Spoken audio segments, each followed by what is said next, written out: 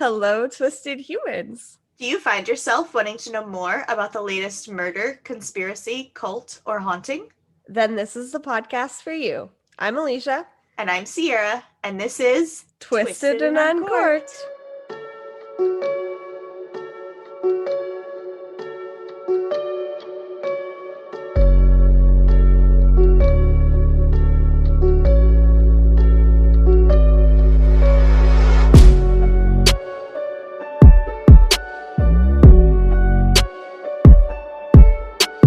Welcome to episode 11. No, not welcome. I forgot that we do this. Tell me something crazy. No. I know. And the right episode number. Like, fuck. Guys, they've only released 10, but she's lost count. What is that? We know that they never did math on the old show. Maybe this is why basic addition is a problem. Did you know that there was a gentleman, and I'm going to call him a gentleman because I don't know him personally. He very well could be a piece of shit, but who do we know? His name was Charles Osborne, and he was from Anthony, Iowa, and he had the hiccups for 68 years. I did know that. Can you imagine? I don't remember how I knew that, but I have totally heard that before. Unfortunately died in 1991, but he was on The Tonight Show in 1983. And he was also obviously in the Guinness World Record book. I tried really hard to find out why he had the hiccups for so long, but I couldn't find any concrete answer, just people guessing on the internet. So I cannot remember where I heard this. It could very well have been like a Grey's Anatomy episode or something. I'm not really sure. But I do know that he had the hiccups all the time. No one really knows why. And also, he finally stopped having the hiccups. And then, like, a couple years later is when he died. So he only got to live a couple years without hiccups. Without hiccups? Yeah, that's bullshit. It is awful. Or maybe his hiccups were keeping him living. Maybe it was like his life force. Maybe. I don't really know. That's creepy. So sad, though. Did you know your cell phone has 10 times more bacteria than the average public restroom? I unfortunately did know that. You know, the rate in which I disinfect my phone has drastically gone up since COVID, but it's probably for the best. I have always, like, literally, since touchscreen phones were invented, the way I clean my phone, you spilled. Just look away. The way I clean my phone, if the screen is, like, blurry, literally, I'm not kidding you, I don't know why I do this, but it's like, habit or instinct. Maybe I'm fucking an animal. I don't know. You need to make it look pretty. I lick it and then wipe it on my shirt. I literally lick my screen. And maybe that's why I never get sick. I have the greatest immune system ever. So, yeah. I will not lick a public restroom. Person, and I love you so much. But I will lick my phone no matter what. I don't know. It's not even like I think about it. Like, if I thought about it, I wouldn't do it. I just look at my phone and I'm like, oh, that's dirty. Lick. Like, what? Why do I do that? It's okay. That's where the "am I trash if" like joke came from when right before Caitlin left, because I do shit all the time that I don't even think about. And I'm like, I think about it later, and I was like, what does Kevin say? My husband says to me all the time, you have habits that would make a monkey blush. And I was like, well, first of all, who says that?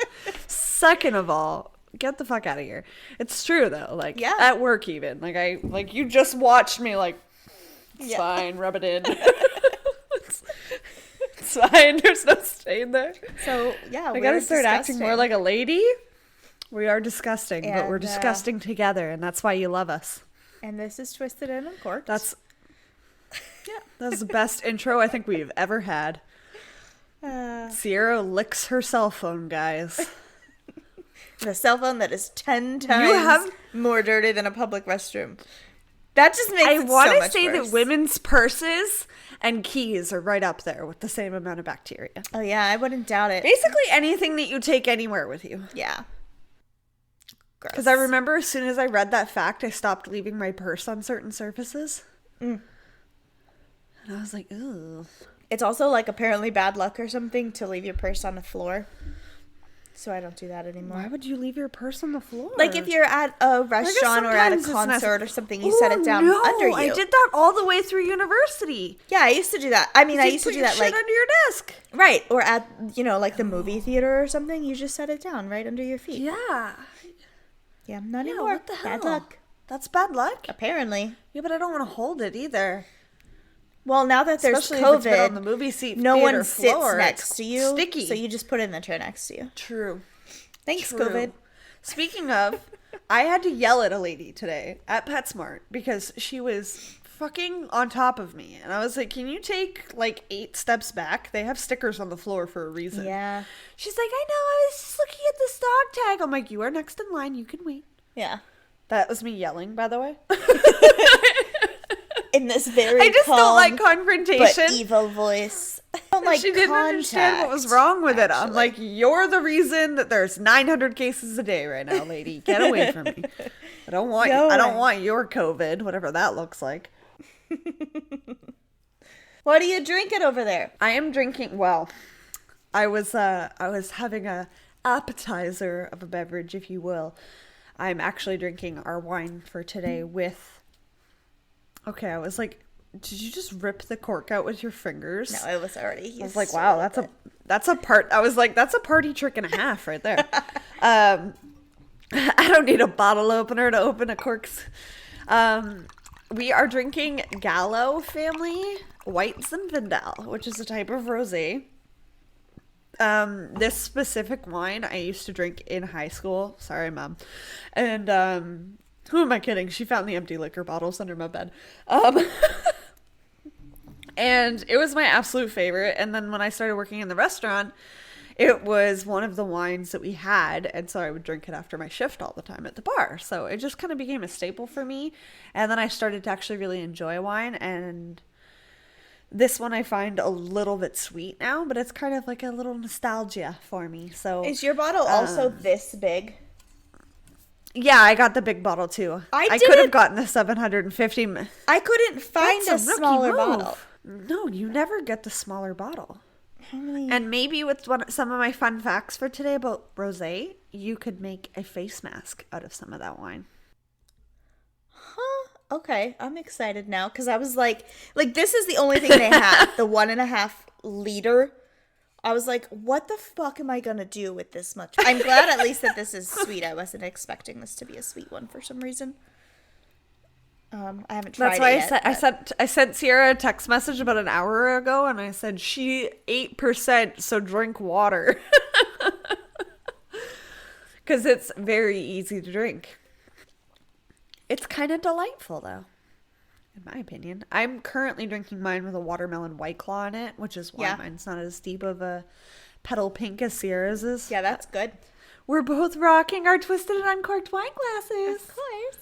And you know where you can get yourself one of those? By going over to patreon.com/twisted and uncorked and signing up for the appropriate tier. And if you don't want to sign up for that tier, but you just want to buy one, you can do that too. Store is coming, my friends. Mm-hmm. It's pretty good wine. And it's very good wine. Yeah. That said, cheers to episode 12. Yeah, you got the bottle this time. I'm not double fisting. So, a little bit about rosé wines. Specifically, I've been kind of on a health kick lately. Like, not so much losing weight and stuff like that, but more just doing things that are healthier for my body.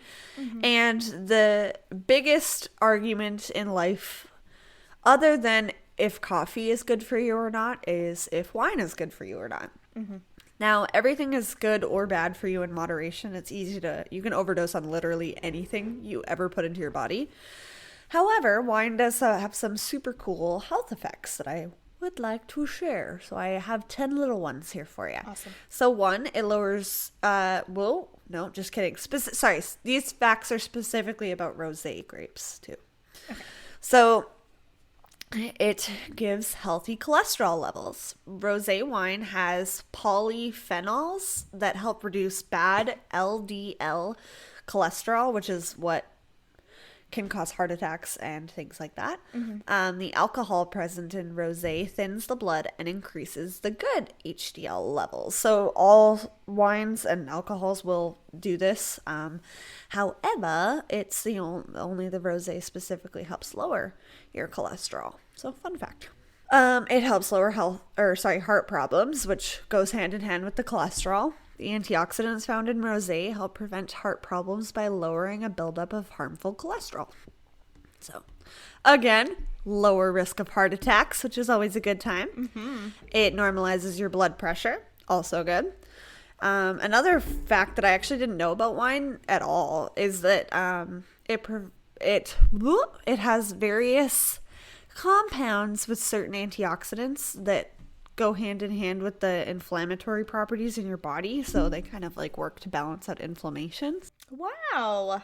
Rosé out of all of the wines actually has the least amount of calories, so she diet friendly too. The average 5-ounce glass has about 82 calories on average. That's not bad. It's less than a White Claw. Right? And this is where, actually I only had 8 facts, just kidding. Clearly I saved 2 for a rainy day. And this is where I was saying that we could make wine masks. So I will post this in our show notes because it's actually kind of cool. I never thought about it. But the antioxidants that are found in most wines are most effective for your skin topically rather than from the inside out, which goes against most nutritional benefits of food because they always say to improve your health from the inside out first. But this, you could actually make a wine mask, and it has a specific antioxidant as well as a retinol type product in it that helps reduce the look of fine lines, wrinkles, dark spots, and it helps fade blemishes, and is just generally good for your heart and skin. And with all of that comes cancer prevention, which is also good. Brain health, heart health, skin health. I'm going to keep drinking it. Wine is healthy for you. We've decided right now. It's healthy. Drink Come wine. at us. So next time Sierra and I have a girls' night, I'm going to make her do this rosé mask with me. Super easy, and it actually kind of smells better than you'd think. You use lemon juice, a little bit of rosé. It's going to go with a washcloth and soak it in and then put it on my face. Yeah. So lemon juice, a little bit of rosé, a little bit of honey. And if you want a little bit of exfoliation in there, you can add some brown sugar. Nice. For a little sugar scrub. I was like, ooh, tell me that I'm not healthy by drinking wine every other day, mother. Amazing. I love this. I am convinced that wine is good for your health. Everyone drink wine, okay? Is it in the Mediterranean diet?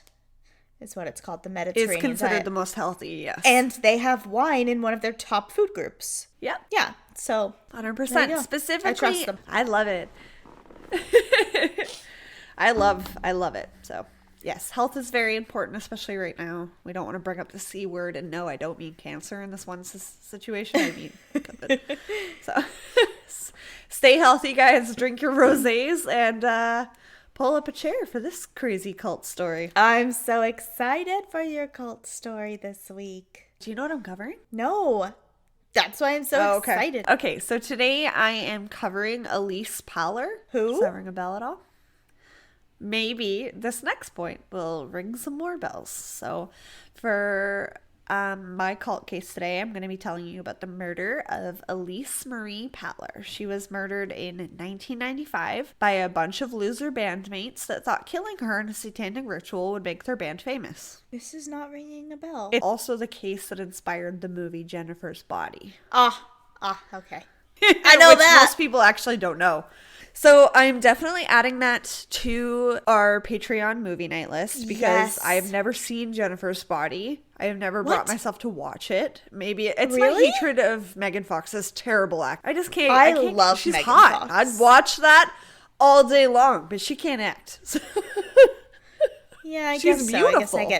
I get distracted. Like by the her half hotness. a season that she was, she's so hot. But I just like that season, like the half a season she was a new girl. I was like, get out of my show. Get out of my show. I forgot she was in that for a little while. Yeah, that's weird. Elyse was born on April 24th, 1980. She was close with her family and was the oldest of 4 siblings, which is a lot of siblings, but not more than Sierra has. She was not a goody two-shoes by any means, but she wasn't a bad girl either. She was somewhere in the middle. She was free-spirited, made friends easily, and was very social. She started to get into smoking weed early in the 8th grade, beginning of the 9th grade kind of thing. She started to do this before class, which is, not so normal teen behavior. And some of her friends started to worry, and she eventually did get busted at school and was suspended for her behavior. Her parents were so beside themselves that they actually put her in substance abuse programs for the time that she was off school.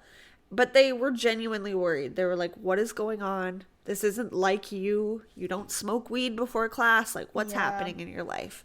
They were like good parents. They really just wanted to get to the bottom of whatever was happening to their daughter, if anything. And she was pretty adamant that there was nothing wrong. Nothing was out of the ordinary. Nothing different was really happening in her life other than they were going to be moving to another town soon. However, unlike normal teenage girls, Elyse was really happy about this.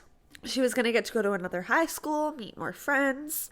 She actually found the town that they were living in at the time to be pretty sleepy and boring, which is maybe why she was starting to act out a little bit. She was trying to get that spark in her life. Yeah, so she was excited about this. This wasn't the reason that she was acting out necessarily. Like, that change in her life wasn't drastic enough that she was acting out. She was just experimenting and just kind of finding her own and making new friends, if you will. So on July 22nd, 1995, Elyse was lured from her home to party, hang out, smoke a little weed, that kind of stuff. We've all been there with a couple of teenage boys that she was invited to hang out with that night. They were serious burnouts. Yeah. Not people that Elyse would normally be hanging out with. She was a nice girl. Like, genuinely a nice girl. She enjoyed smoking weed, and she did like hanging out with them for all intensive purposes. She thought they were cool dudes. They weren't cool dudes. Spoiler alert, guys. When I say burnout, I really mean it. They had a band together called Hatred. And they were known as Hatred. Okay. That was my best heavy metal voice. Yeah. Did it come off? Oh, no? Yeah, it did, for sure. Okay, good. Hatred! So you gotta do it a little raspier. Hatred. I don't think I can do that. Hatred! There you go. That was a good one. It was one. Scary. That was a really that was like good demon one. voice. That was guys. exactly what Screamo music sounds like. Right? We are Hatred! Good night! Yeah, that's the best you're going to get from me guys tonight. People knew them as troublemakers around town. They were big into Satanism, and I don't mean actual kind of Satanism. I mean the under the dark web supporting Satan, full-blown sacrifices, that kind of Satanism. Not the cool kind. So they actually went as far as to buy authentic Satan worship cards on the internet to show their allegiance to the devil. But ran them around $100. Do you think they were doing it because it was like cool and badass for them to do, or do you think they actually believed they were worshiping the devil? They actually believed that they were worshiping the devil. You think so? Yeah. That's dumb. And they didn't think, they literally only had each other until Elyse came into the mix and started smoking weed with them. Like, they were burnouts. In addition to their Satan worshipping ways, and spending $100 on authentic Satan worship cards. Okay, if you thought you were cool for worshiping Satan, would you go as far as to buy a card on the internet? Come on. Yeah, see, that's what they are. That's what I'm saying, though. Like, did they do it because this was the days when people were scared of it, so they were like, ooh, we're gonna make people scared of us? Or do they do it because they actually thought Satan was their savior or some shit? Like, Well, they did believe that Satan was their savior because they fully believed that he would help them make their band more nuts or crazy, to use their words, but essentially just make them more professional and a better band. That's so dumb. We will get there. So, idiots. Sarah's pouring more wine. Sorry. Add a girl. It's 8%. It's Do so it up. good. It is. It's like juice, hey? Yeah, it's better Totally than I dangerous. thought. You'd see why, like, 8th, 9th grade Alecia really enjoys this. Yes. They were really big into hard drugs as well, like meth, cocaine. They also enjoyed the occasional glue sniffing. How old were these all of us kids? do. They were between the ages of 14 and 16. Jesus Christ. Respectively. Really So we will get there too. Yeah. They have no brain cells left after their cocaine and meth and occasional glue sniffing. Your brain is still developing at that age. If you're putting anymore. like dirty hard drugs on top of your Yeah. their frontal lobe just was like no. No. And maybe It that just is why shriveled they up. made some of the decisions. Yeah, no. Exactly. It turned into a little raisin, and that is why they thought some of these next ideas were good ones. Mm-hmm. So, to channel powers from the devil to make their band better, they started to read. I don't know how with all the glue sniffing, but they were recently into sacrificing. And they learned that they could crucify frogs. And they started doing this on a regular basis. Poor frogs, also weirdo. So did they think they were like, I don't know, somehow selling their soul to the devil by doing his dirty work so they could be like good? channeling. Yeah. Like channeling power. Yeah.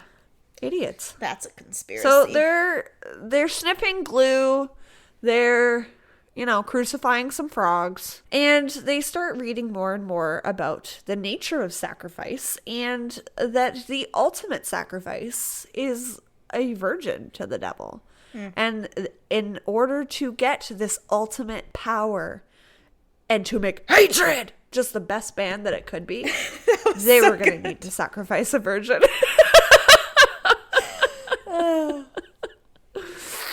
Is it because I did it without, acknowledging that I did it? Yes, it reminded me of that one song, and I can't remember how it goes, and it's bugging the shit out of me. But it just I'm gonna write a song syllables. about this case. That's like da da, and then it's like da da da da da da da da da da. Do you know what I'm talking about? Yeah, It's a pretty popular song, but I can't remember what it's called. Yeah, I have no idea how to even search for it. I don't know what I'm looking on my phone for. Like I can't search da da da da da da da da la la la. Can you let me know what that would look like if you typed it into your phone? I'm just gonna wait until it comes to me. Maybe it'll come to you as this case goes on. So, sacrificing virgins.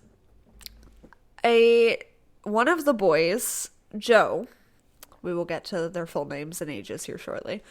He was absolutely obsessed with Elyse. And that's actually why they started talking about virgin sacrifice in the first place. They became fixated on Elyse. She was, in their eyes, the perfect sacrifice. She was a virgin, but she also had blonde hair and blue eyes, which, as we know, is of the human realm. So I don't know what I just did there, but ignore it. We're gonna move past it. I understand it. As strange as it was, I understand it. I'm scared for my own children who are blonde haired and blue eyed. Oh yeah, no, keep them away from these fuckers for sure. So they had the most fucked up motives behind this, as we've dissected. And the boys that we're dealing with here are Jacob Delashmat, Joseph Fiorella, and Royce Casey. And they were between the ages of 14 and 16. Elyse was 15. So they all went to the same school, which is how they knew each other. So I'm sure one of them was a fucking virgin. Sacrifice your damn self. You know what? I was thinking that while I was covering, doing the research for this. I was like, why didn't you fuckers turn on each other? Yeah. But then you wouldn't have hatred. So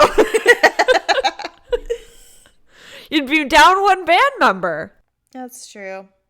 So they managed to lure Elyse out of her house, like I said, by promising to party with her. So unfortunately, that is not how the evening went. They didn't waste much time before they started their attack on Elyse. The killing started when Jacob Delashmutt, not 100%, wow, that was English, not 100% sure how to say his last name, so I'm just going to go with douche nuts for the rest of the story.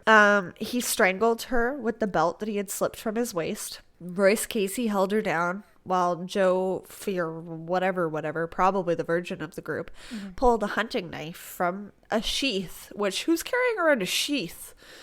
Only Satan And worshippers. started plunging it. Yeah, exactly. And frog crucifiers. And unfortunately plunged it into the girl's neck. They took turns stabbing her repeatedly, as if the rotation of stabbing of this innocent girl would really help you assholes, but okay. Royce Casey later reported that Elyse cried out for her mom while being attacked. She was on the ground praying to God and calling out for her mom the whole time. I hate that. After she had died, they all raped her corpse. That has nothing 'Cause to they do with the didn't sacrifice, you fucking assholes. No, it really does not. Now they're just disgusting and not wanting to be virgins themselves anymore. Elise's parents discovered that she wasn't in her room the next day. They immediately reported her as missing, as she had typically snuck out in the past, but it would never be like Elyse to not come home. She always came home. The police weren't too alarmed at first, given her recent actions and the substance abuse programs, and thought that she probably just ran away. Police everywhere, I urge you, if it is a runaway, bad shit can still happen, even if they left their house on their own accord. Look for them. Yeah. Treat it as if it's not a runaway. That is my PSA for this episode, because that is my biggest frustration, is it doesn't matter if they're over 18, well then they're adults and they can walk away on their own accord, or if they're a troubled teen, then they just ran away. It's like, just fucking do your jobs and look for people when they're missing. Yeah, even runaways can be kidnapped or killed. Like, who That's fucking exactly what I cares? meant. Like, even if they run away, something terrible can still happen. Yeah. So, fuck, just look for them. God damn it. Makes me so mad. So people all over town started reporting seeing Elyse.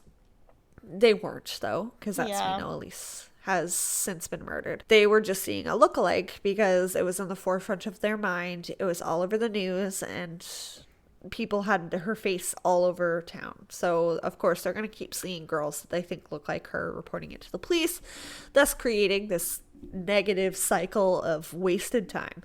I hope Her that grandma terrified the boys, though.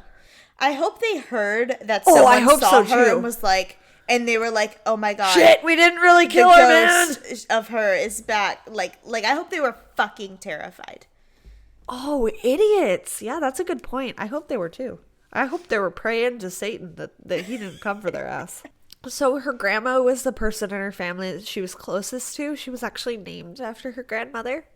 So Grandma Elyse, on one of the press conferences that they held, urged for her to come home, that they would do whatever they could to work out whatever was going on with her, and that if she didn't feel comfortable being at home, that she could go and stay with her for the time being, which just like fucking ripped my heart out. Like, Grandma Elyse is like, it's fine, we will sort it out. Yeah. And this is a good family right here. It's like, you're never in too deep to come back out. Yeah. Is basically what she was saying. Like, and that's what makes my heart hurt even more, is that she didn't run away. Right. She was so close with the rest of her family as well, like I said at the beginning of the story. Even if she was planning on running away, she would have let something slip to one of her younger siblings at some point. Like, somebody in her family would have known something was going on. Yeah. Elise's body was discovered near her home in Rio Grande, California. I'm so sorry for all of you that are listening from there. We're like, oh God, Alicia can't speak English. In March of 1996, like I said, she had been raped and murdered and laid there alone for 8 months. Oh Going my on 9 god. Her body remaining hidden in a eucalyptus grove. Which I thought was kind of cool. I haven't heard of like a eucalyptus grove just casually growing. Yeah. And it's kind of eerily beautiful in a way, because like, I love eucalyptus, and for such like a beautiful, innocent spirit, douche nuts Casey and Joseph Fiorella apparently returned to the corpse on multiple occasions to have sex with it. Again, still not part of your sacrifice, idiots. The body was located after Royce Casey confessed to the crime after 9 months following a conversion to Christianity. The guilt was just too much and he had to purge his sins. Wow. He led the police to her body and the 3 were arrested. This is like the idiot criminals. Yeah, handbook it really right is. The forensic pathologist that performed Elise's autopsy concluded that she was stabbed well over 12 times and none of the individual wounds were fatal. So she literally just slowly bled to death. Oh, God. While these fuckers were attacking her and she was crying for her mom. That is the worst. Okay, swig. Yeah, that's like really, that was like one of the hardest facts that I read about this case. I was like, oh, cool. So not only was she innocent and you guys fucking attacked her, but she didn't actually die quickly. Yeah, I can't.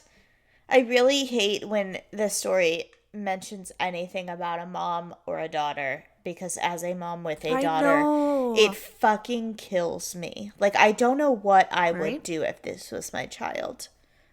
Like, you would commit murder also? I would definitely commit murder, but I don't know if I would, like, do it so open and willingly that, like, I don't fucking care if I go to jail, or if I would, like, go psychological warfare style, and, like, like, what's his name from Taken? Like, Liam Neeson, I can never say his fucking name, and, like, do it but not get caught and continue to do it to anyone who I thought might ever hurt my children, because, like, I would go crazy. Like, I would think so many people would try to hurt my baby, you know what I mean? Ugh. Yeah, maybe dye their hair brown after today, if you could. She wants her hair blue, so. Oh my god, that's so cute. I love that so much. Are you gonna let her do washout blue? She does. She has hair chalk, and she does it, like, Oh, that's perfect. Every time she gets out of the shower, she'll, like, do the front of her hair blue and hair chalk. But then, like, the next day, sometimes the same day, depending on how hard she plays and how stinky she gets, she has to wash it out anyway, so. That's so fun, though. Yeah. In the meantime, continue your story. Joseph Douchenuts and Royce were charged separately in 1997, so 2 years after the murder took place. It was learned that the intention behind killing Elyse was part of a satanic ritual, though the crime bears many of the hallmarks of a traditionally sexually motivated murder, which again goes back to the fact that they returned her corpse on multiple occasions and they did rape her post-mortem, so it's hard to say, but this is what they're saying, so we kind of have to go with it. In their defense, and yes, they use this as a part of their defense. Jesus. The defendant said that they needed to commit a sacrifice to the devil to give their heavy metal man hatred the craziness to go professional. Joe, Jacob, and Royce eventually pleaded no contest to her murder, but are now imprisoned and serving 25 years to life. And did their band ever go professional? I think not. Fucking no, you idiots. Elise's family attempted to sue the American metal band Slayer, which is what the boys said that they based their music for hatred off of, claiming that the band's music contributed to their daughter's death in some way. Pahler was murdered in the summer of 1995, and the Idiot Trio's band Hatred was inspired by Slayer's music. And everybody around town knew that they were obsessed with Slayer. So yeah. David and Elyse Pahler claimed that the Slayer songs Postmortem and Dead Skin Mask specifically gave the trio detailed instructions to stalk, rape, torture, murder, and commit acts of necrophilia on their daughter. The lawsuit was filed in 1996, but delayed until 2000 when the killer's trial eventually concluded, because like I said, they were all tried separately starting in 1997. The initial case was originally thrown out, the judge stating that there's not a legal position that they could have taken that would make Slayer respond to the girl's death in a way that they would feel it was their fault. Where do you draw the line? You might as well start looking through the library at every book on the shelf, is what the judge said. Undeterred, and it's true, you take your own meaning from what you will, and people have creative freedom in that way. And the band did actually respond to the lawsuits, and they were very sympathetic to the family's situation, and they're like, look, I get it. You're going to grasp at whatever you can to make sense of what happened to your daughter, and in truth, it doesn't make sense, and it's not going to. Undeterred, the Pahlers launched a second lawsuit claiming that Slayer knowingly distributed harmful materials to minors, which again, they have no control over who listens to their music. Yeah, that's not this. This case was also dismissed. And these are my words. I completely understand their pain, but the way that people write and express themselves musically or in artistic forms doesn't make them bad people, even if the sound isn't for you. For example, look at Morbid from the Cecil Hotel documentary that Sierra and I just watched. You can't be doing that. It's absolutely heartbreaking. This should not have happened to Elyse. But you can also ruin somebody's life by pointing fingers in the wrong direction. Like what happened with Morbid. He was claimed to have killed Alecia Lamb, when in fact he had no idea who she was until he was already accused of her murder. So just keep your fingers to yourself, guys. Douche Nuts himself said in a Washington Post interview, the music destructive, but that's not why Elyse was murdered. She was murdered because Joe was obsessed with her and obsessed with killing her. She was the perfect sacrifice. One of the investigators remembered asking the trio why. Casey answered, Royce Casey, it was to receive power from the devil by helping us play guitar better. By making this perfect sacrifice to the devil, we would gain more craziness or nutsness, which, what the fuck is that word? As he said. And an investigator continuing to relate Casey's comments to him, and that would make you play harder, play faster, play better. What the fuck are you saying, in other words? Yeah. And by making this perfect sacrifice to the devil, it would help make them go, quote, professional, which, as Sierra has posed, are you a professional? Yeah, her body wasn't found for 9 months. Like, what did you do in that 9 months? Yeah, you had 9 months to potentially go professional. Yeah, exactly. Yeah. And instead, one of you was converting to Christianity, which, no judgment there, and was feeling very guilty over their actions, which you very much should have, and confessed. So ultimately, he did the right thing, but still.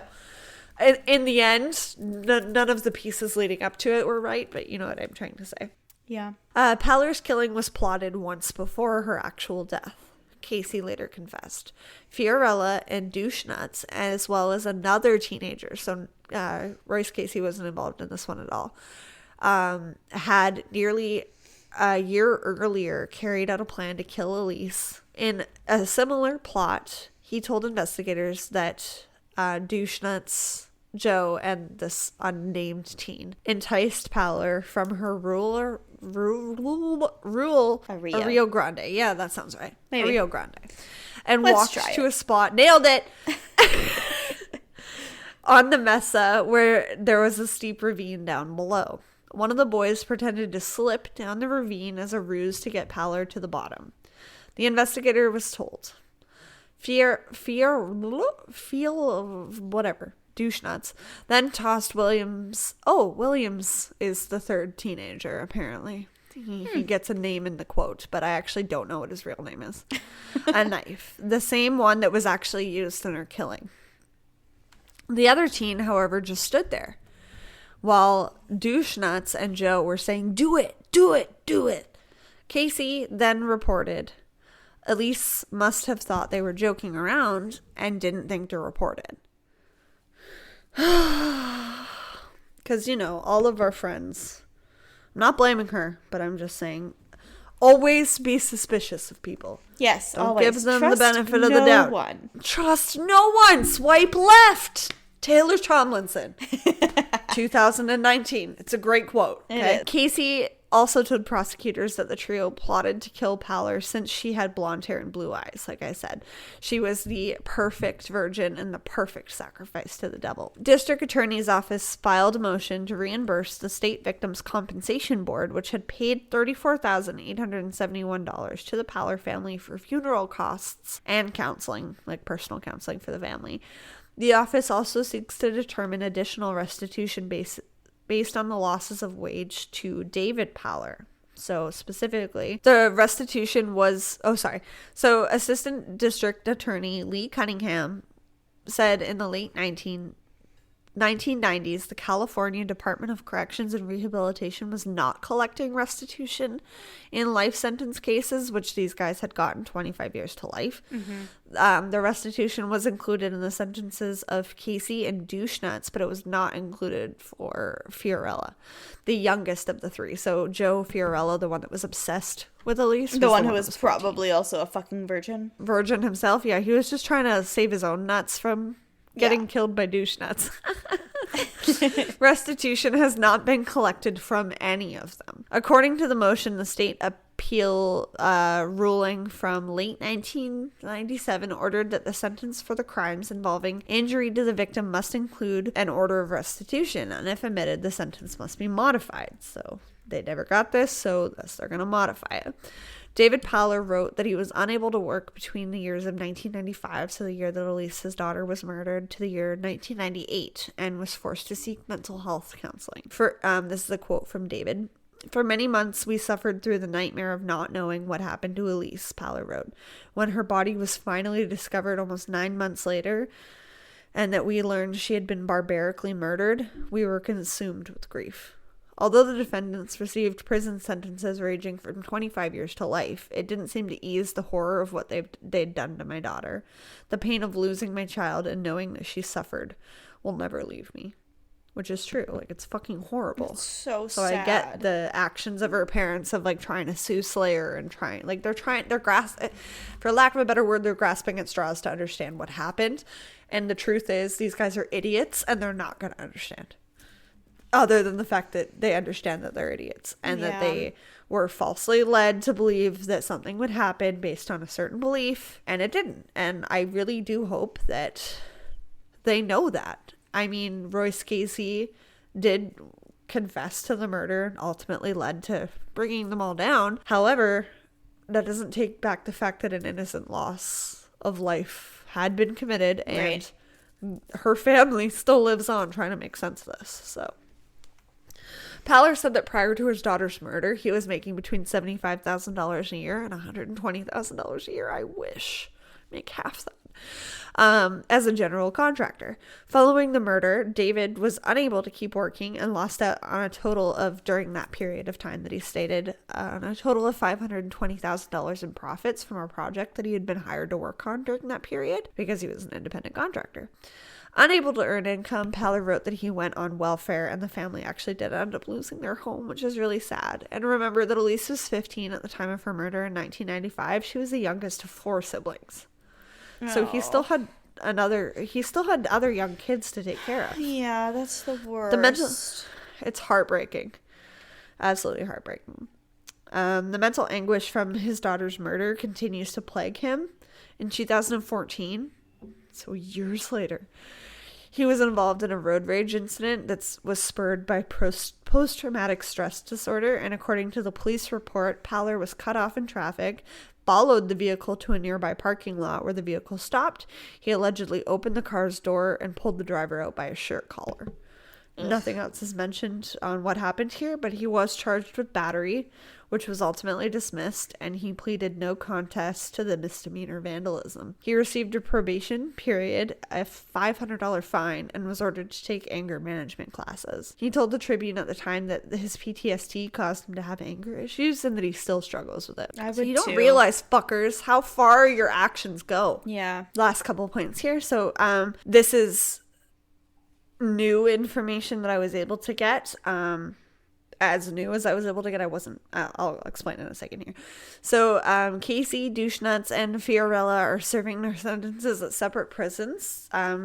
Royce Casey is at R.J. Donovan Correctional Facility in San Diego. Joseph Fiorella at High Desert State Prison in Susanville, and Douchenuts at the Correctional Training Facility in Soledad. Casey was denied parole for his first hearing in 2016.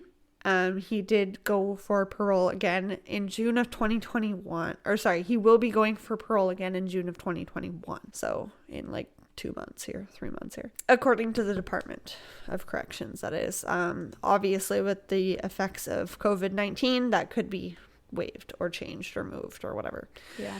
Fiorillo is up for parole, or was up for parole in June of 2020. However, I was not able to find anything on whether or not that parole actually happened or whether it went in his favor, from what I'm gathering, because of the lack of information that he wasn't granted parole and that he's likely still in prison. And the parole information for douche nuts has never been made available, so we don't know what's happening with him. And that is the unbelievably senseless and tragic case of Elyse Pahler. That's so sad.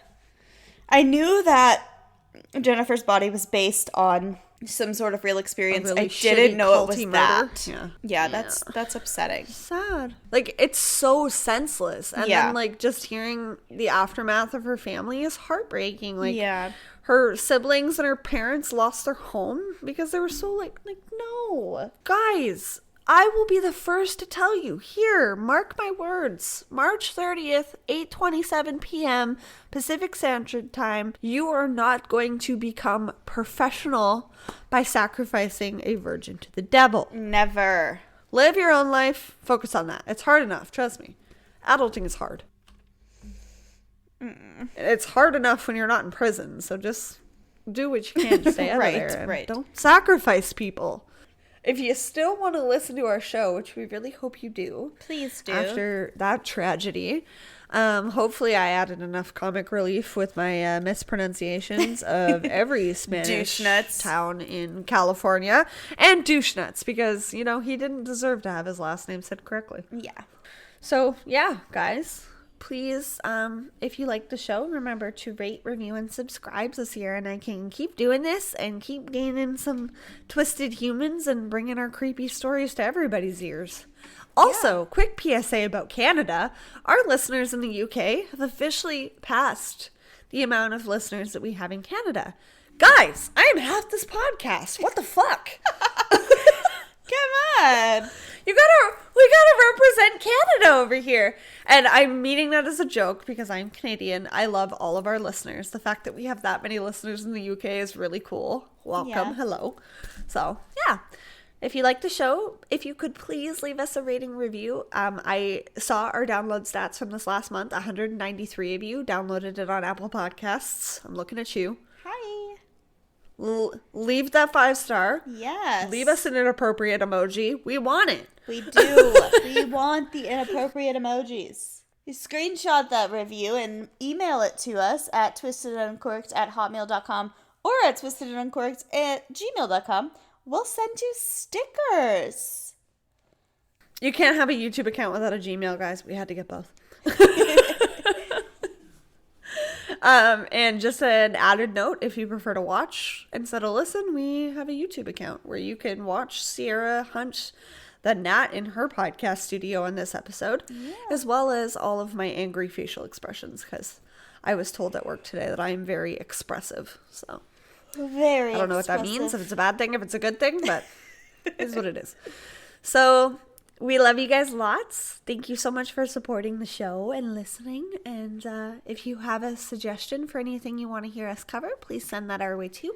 If you have a story that you want us to read on the show, send us that as well. A personal story, not just a case suggestion, but something freaky that happened to you. Hopefully never this freaky. And yeah, that's it. That's all. Stay safe, guys. COVID's scary, especially in my area, so. And yeah. Keep it twisted. Hey everyone, if you like true crime stories mixed with a bit of sarcasm and personal opinion, then come check us out. We are Beth and Christy from Crimes and Closets. We tell each other stories of real crimes as we hide in our closets, 850 miles apart, from our children and the world with drinks in hand. So if that sounds fun to you, come join us in our closets every Monday. And always remember, the world is scary, people suck. Hide in your closet.